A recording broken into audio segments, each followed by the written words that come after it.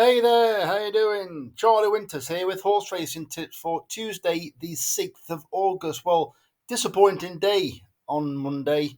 72p back from a fiver.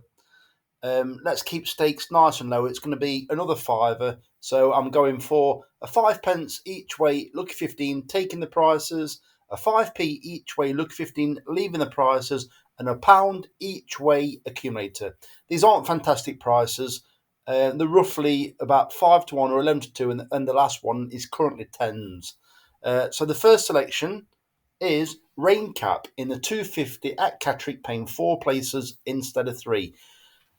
If you go a few runs back, he ran a decent race at Catterick. If it repeats that, it's going to be very hard to beat, in my opinion. This is such a tight race. I think it's a classified race, and a lot of them are rated between 47 and 50.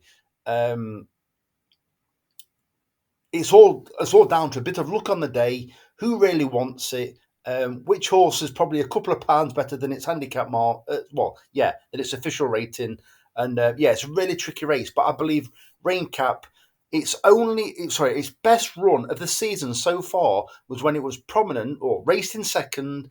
I think it led three out and only just beaten at Catterick.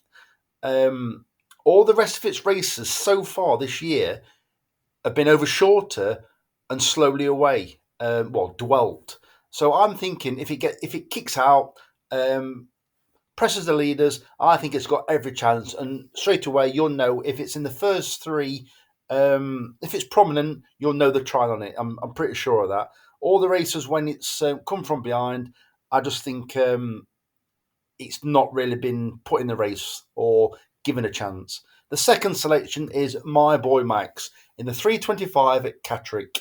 Once again, it's got course form. It ran behind Animato. If it replicates that form, it's minimum got a place chance, in my opinion. Yeah, don't get me wrong, it's not a fantastic price. It's only like 5 to 1, 11 to 2.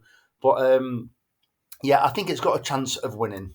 The third selection is Quercus in the 4 o'clock at Catterick, paying four places instead of three. Unfortunately, it was up by £1 last time. It ran an absolute cracker. Joe Fanning nearly pinched the race. Don't get me wrong, it's got its work cut out again. It's got no real riddle room for making errors. It needs to go to the front and ideally get an unpestered lead. It could get pestered, but I believe that won't be too much to its detriment, because I do think it needs to be challenged for the lead, and I do think it's got so much pace. It's unbelievable for this standard. It's just very right towards the end, it tends to falter slightly. But I believe that this horse tomorrow has got the possibility of hanging on. It only just got pipped, like I say last time, and it reopposes against that horse. I think it's got the beat of the horse. Certainly, if it doesn't get, if the lead's not contested, it's a bigger tick in the right box. If it's contested, well, it just weakens my confidence slightly. But I still think they're going to have to go to catch this horse tomorrow. And the final selection, I'm sticking with Charlie Johnston. So it's Norman de Vista in the 435 at Catterick, paying three places instead of two. I'm going to look and start having more of these three places instead of two bets, because a lot of them are normally seven runners. Then you've always got the chance of there being a non-runner. Then all of a sudden you've got a 50% chance, if you can pick one of the outsiders, of getting a place. Three places up for grabs. If it's a non-runner when there's originally seven, there's six runners, and I think the odds are massively stacked in your favour. You could have something like between a 10 and 16 to 1 chance that's got the option of finishing in the first three. Don't get me wrong, the bookies don't think it will do, and they normally know a lot better than what we do. But I do believe that Norman de Vista, there has been excuses, and I think